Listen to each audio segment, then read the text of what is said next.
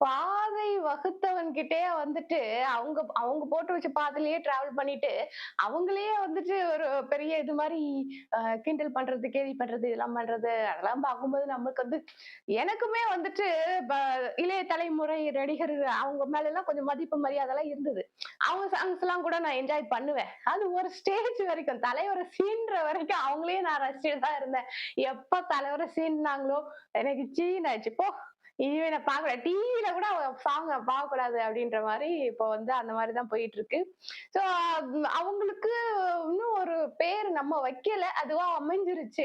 அ அவங்க தான் வந்து நம்மள வந்து வம்பு இழுக்குறாங்கன்னா, நம்ம வந்து அவங்கள போய் வம்பு இழுக்க வேணாம். நானே வந்து போன வீடியோல வந்து சொல்லிட்டேன் வாய தவறி. இருந்தா கூட பரவால்ல. அது வந்து வந்துரும். ஒரு ஃப்ளோல வந்துரும். ஏன்னா வந்துட்டு அவ்ளோ ஆதங்கம் வந்து நம்ம வந்து மனசுக்குள்ள அடுக்கி வச்சுட்டு இருக்கோம். ஏன்னா நெறைய விஷயங்கள் நம்மள வந்து அவங்க வம்பு இழுக்குறாங்க. இருந்தா கூட நம்ம வந்து தலைவர் மாரி அவங்க பாட்டுக்கு பேசினா பேசிட்டு போறாங்க. நம்ம பாட்டு நம்ம வேலைய பார்த்துட்டு போவோம் அப்படின்னு தான் போயிட்டு இருக்கோம்.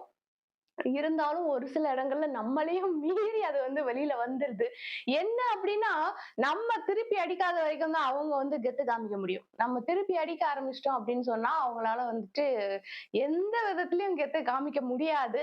ஆனா தலைவர் இதுவரைக்கும் யாரையும் திருப்பி அடிச்சது கிடையாது. அடிக்க வேண்டிய அவசியமும் அவருக்கு வந்ததில்ல. அதே மாரி தான் தலைவர் ரசிகர்களான நம்மளுக்கும் அதே ரூல்ஸ் தான்.